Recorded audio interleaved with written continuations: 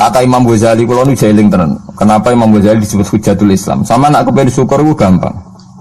Duit randuwe, utang wakeh, jatuh tempo, bojo wani, anak kecewa di bapak gue, terus mentek ngamek gue. Niku jari Imam Ghazali kena sekarang nikmat moro kuburan. Moro kuburan terus kamu berkeyakinan bahwa semua yang sudah mati itu sangat-sangat berkeinginan hidup meskipun hanya 1 jam. Wong sak donya mulai Nabi Adam nganti saiki kabeh berharap dihidupkan lagi meskipun 1 jam karena ingin membenahi kalimat tauhid la ilaha illallah.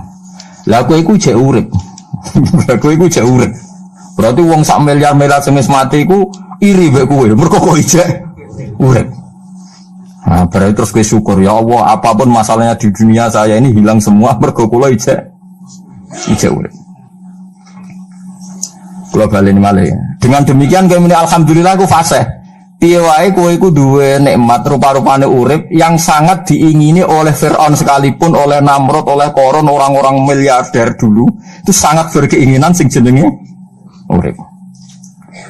Lah kowe nyatane saat ini napa? Ijo urip. Dadi ini luar biasa, Pak. Napa? Luar napa? Luar biasa. Ini tak warai ilmu tauhid itu. Terus nanti setiap saya ngaji setelah selesai sampean baca dijiwai. Sebab itu ketika orang kafir dimasukkan neraka itu sebenarnya Allah itu hanya bilang gini, wakilat usyrakaakum fada'auhum falam yastajibu lahum wa ra'awul adab. Tidak apa-apa, kamu sekarang masuk neraka, kamu tidak menuhankan saya. Kamu minta tolong sama Tuhan kamu. Nah, ketika demikian kita pernah menuhankan yang paling ekstrim tentu menuhankan batu, menuhankan dewa-dewi, atau mungkin Tuhan di bawah itu ya kita menuhankan uang, menuhankan sebab, menuhankan jabatan macam-macam sehingga mengalahkan Tuhan sejati Allah. Terus mereka minta Tuhan-Tuhan itu supaya menolong. Walhasil akhir cerita itu wadolla anhum ma kanu yaftarun wadolla ankum ma kuntum tasubun wadolla anhum ma kanu yaftarun itu di Quran diulang-ulang dengan beberapa redaksi. Akhirnya hilang apa yang kalian kira ada. Akhirnya hilang apa yang kira kalian ada. Misalnya kita mengatakan bahwa hidup itu harus makan, harus minum. Ternyata nanti di akhirat tanpa makan, tanpa mikun orang hidup. Makanya itu hebatnya ulama, hebatnya ahli sunnah, hebatnya nabi. Nabi itu orang mukmin itu dilatih. Kalau lesu ya makan, kalau ngantuk ya tidur. Tapi kita diajari ada makhluk hidup yaitu malaikat yang tidak makan, tidak tidur. Paling tidak meskipun kita itu kalau tidak makan lemes, kita tetap tidak mengatakan tanpa makan makhluk pasti mati. Karena kita berkeyakinan diberi akidah. Ada makhluk yang namanya malaikat, nggak makan, nggak minum, tapi hidup. Sehingga meskipun kita mengalami kalau nggak makan itu mati, tapi tetap menyisakan satu keyakinan bahwa makan itu tidak syarat hidup. Buktinya malaikat nggak makan, hidup. Paling tidak dengan keyakinan itu kita tidak mendewa-dewakan harus makan. Nah, itu cara Nabi mengajarkan kita.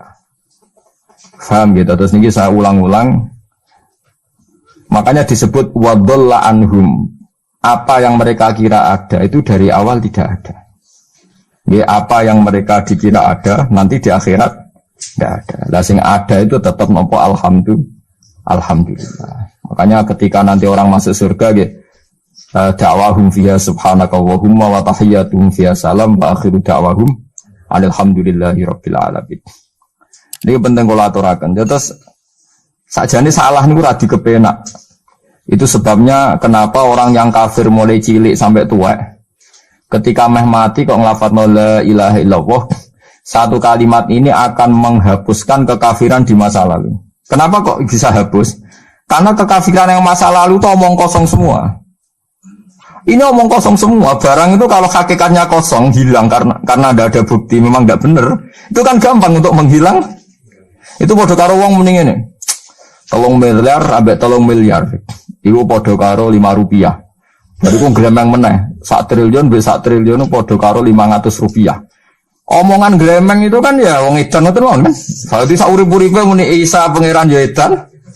Muni liyane pangeran itu kan omongan ra penting semua. Meskipun disebut tuh miliar triliun tapi kan cara guru biji busak kan gampang dobong ae wong ndak. Tapi malaikat bagian katabah, bagian nulis, itu rawani ngobong la ilaha illallah, ben kualat tapi yang pengirannya. Makanya saya pastikan sekali sampean nglafadz la ilaha illallah itu benar, malaikat sing sentimen mbek sampean pun tidak bisa bakar itu. Kualat den. Paham ya maksudnya? Paham ya? Jadi jelas guys ini kenapa kalimat itu begitu dikjaya. Paham ya? Begitu dikjaya. Lah soal kita ngalami di zaman akhir. Orang lafadzkan kalimat itu dianggap bid'ah terus tukaran. Ya kita semua ngalim bingung kalimat itu salah apa dianggap napa bid'ah. Wong kalimat disifati thayyibah sing lafadzno dihukumi nglakoni bid'ah. Lah sing diarani bid'ah ya ora trimo pisan, malah gawe hadis palsu. Fadilail wiridani malah palsu hadis. Sajane cara padha warase ngoten ora perlu debat bulet ngoten. Padha warase lannya kono nganggo kapasitas ulama, kita pakai kapasitas apa?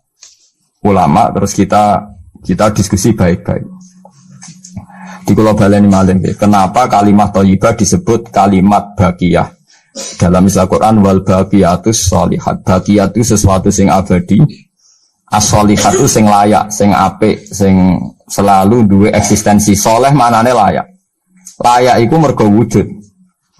Ya kula baleni malih tak wari filsafat ilmu hakikat. Sing darani layak iku sitok mergo wujud. Nak barang ora wujud itu jenenge dilafadzno tapi mboten layak. Jadi barang ana sing dilafadzno tapi ora layak, ana sing ora usah dilafadzno tapi wis layak disebut sholihat. Soleh maknane apa? Layak atau punya eksistensi. Misalnya begini ya, kalau tawarai ya, ben sama nang lafadzno la ilaha illallah itu benar. Ketika manusia itu menganggap yasumu maknanya menganggap itu sesuatu tidak ada tapi dianggap nopo ada, itu jenisnya menganggap.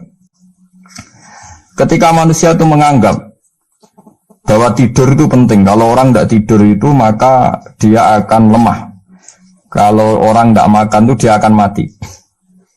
Sebetulnya semua ilmunya manusia itu menganggap, karena diulang-ulang oleh satu kejadian, kalau nak gak mangan itu lesu, nak gak turu itu lemes, terus dia menganggap kalau gak tidur itu orang mati, kalau gak makan itu orang mati. Itu ilmu yang dikatakan oleh para ahli hakikat hanya menganggap itu sah, karena anggapan manusia salah itu sah, keliru ya sah, benar ya sah, tapi ya hanya anggapan.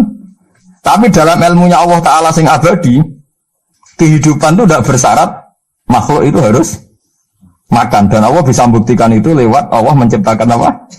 Malaikat. Nah sehingga semua ilmu selain ilmu hakikat itu dalam bahasa ilmu hakikat disebut kita menganggap, kita merasa tahu. Bukan saya tahu, tapi saya merasa tahu. Nah, liane kalimat la ilaha illallah itu semuanya begitu. Kita merasa tahu bahwa kira-kira begini, kita melihatnya begini.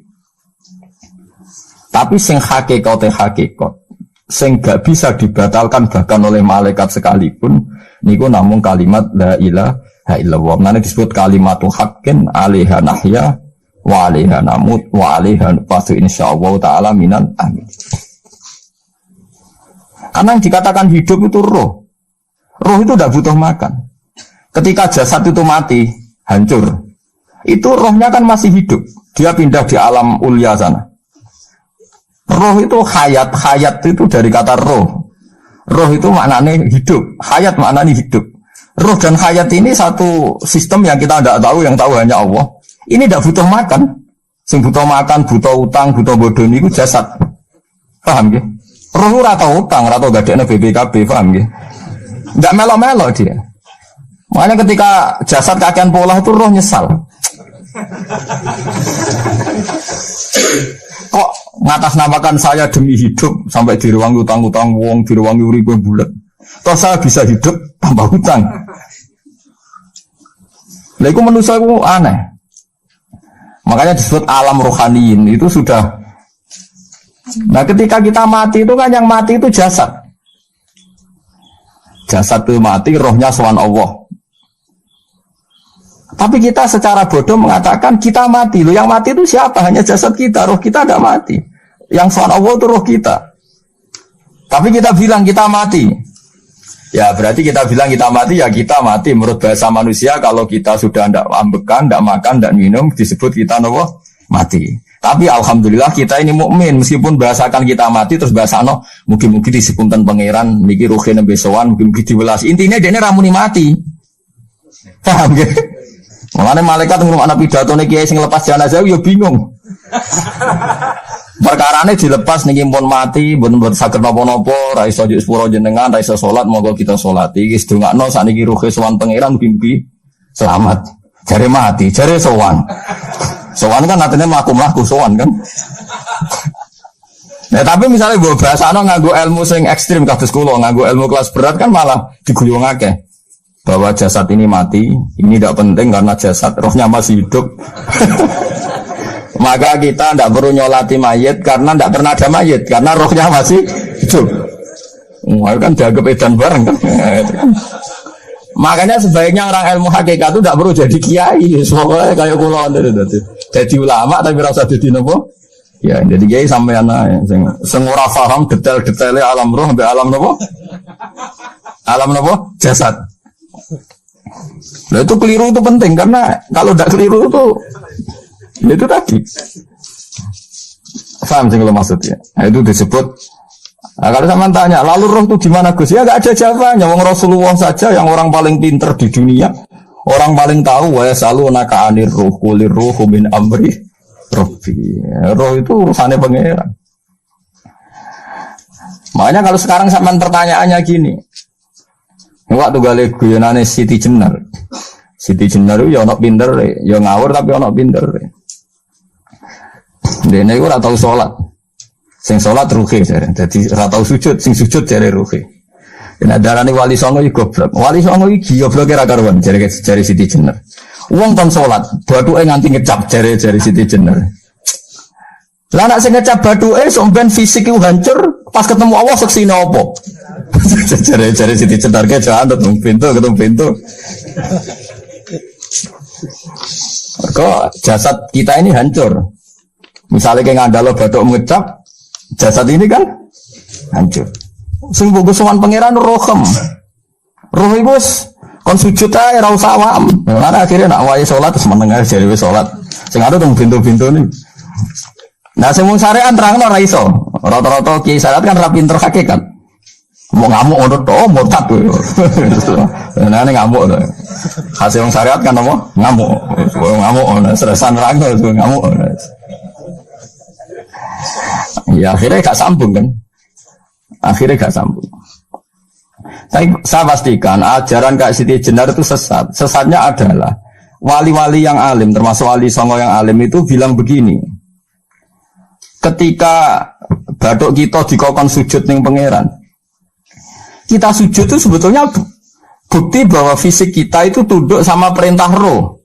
Karena roh kita sujud, roh ini menyuruh fisik kita juga ikut sujud.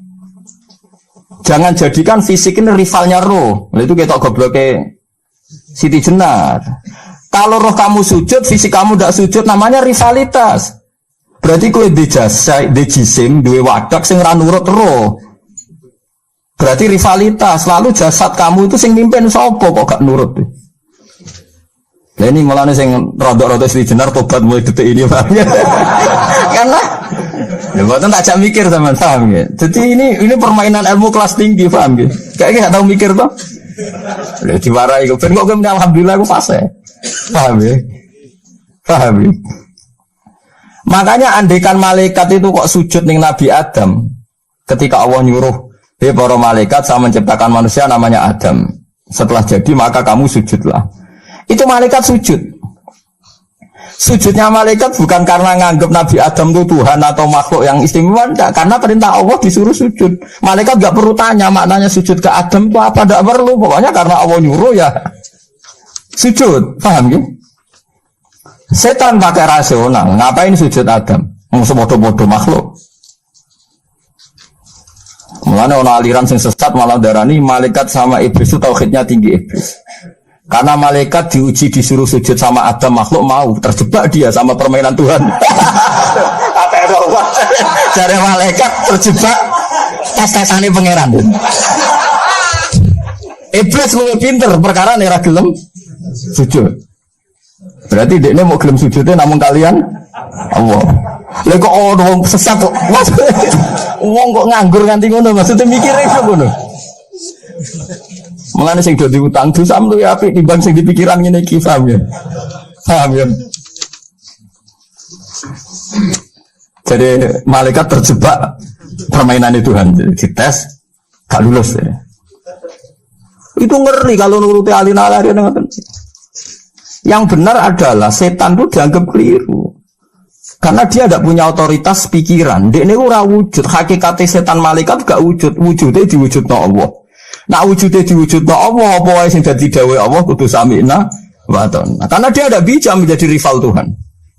Makanya kalau kita diperintah Allah langsung lakoni. Gak usah gawe rivalitas. Nanti pada bahasanya kayak kon mangan. Wis sareng nak Allah ngutus mangan. Wis mangan aja. Nangkok wargen bagus. Dia kan mangan. Nah kon mangan dia mangan. Pokoknya kon nurut.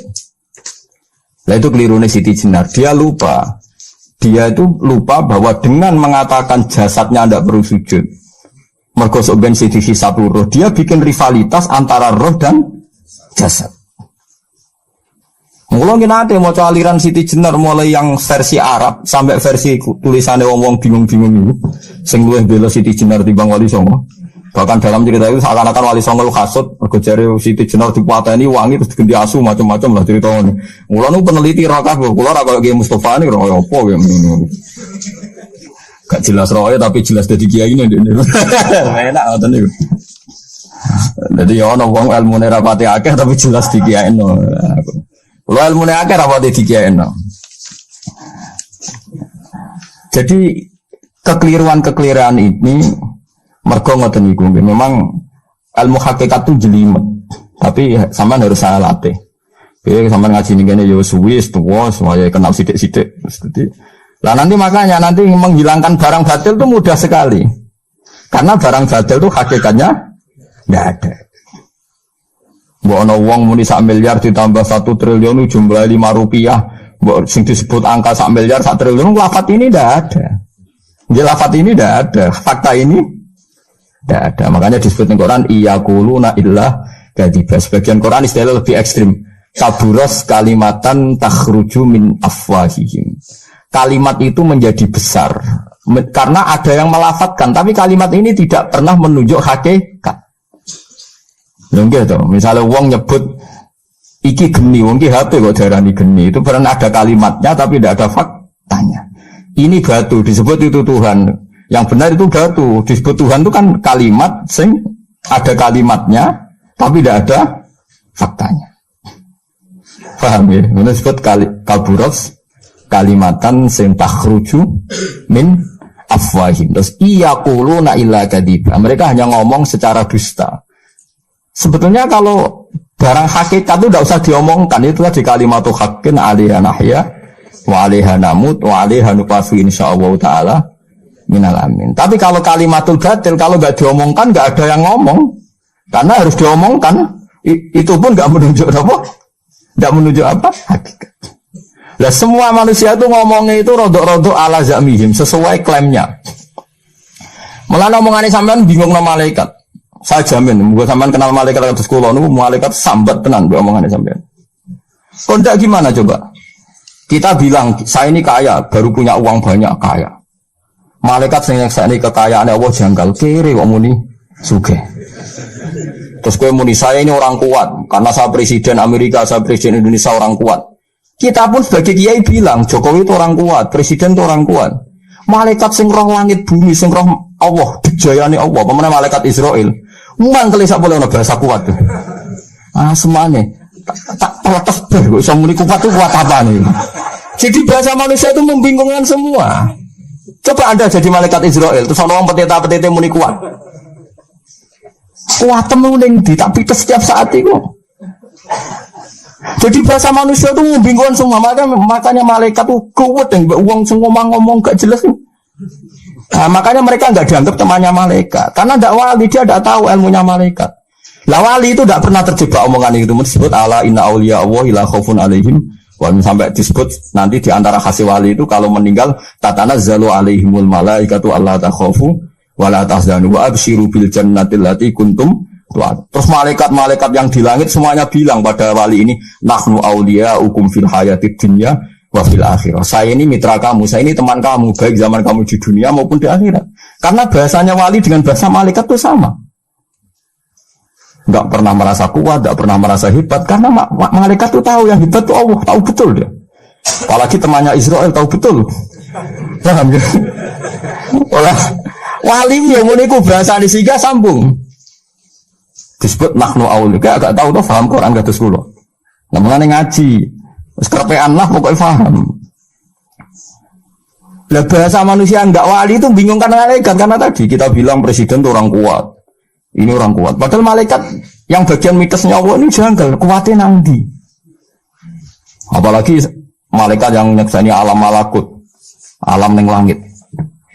Nah, zaman saiki wis sinau planet mawon lah. Planet Mars itu kayak gini, Platurus gini. Delok bumi planet paling kecil. Wong bumi planet paling kecil kok penduduknya paling kuat tuh piye kamu sih?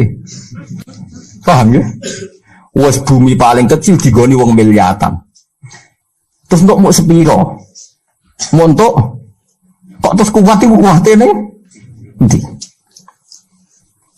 Berarti sama membahasakan orang kuat ya gak sido bener. Orang itu ilmuwan, orang paling pinter di dunia. Pinternya nih. Misalnya yang ngerasa pinter, karena ini bisa menemukan komputer, bisa menguasai sak dunia, peneliti, handal, ngene jari malaikat. Umpama kira ilmu sak bumi ku roh Mars. Aku sing noto Mars, tukang Joko. Artinya umpama kira roh tenan bumi ku roh planet lain dan kehidupannya di sana. Apa meneh alam malakut, alam roh. Misalnya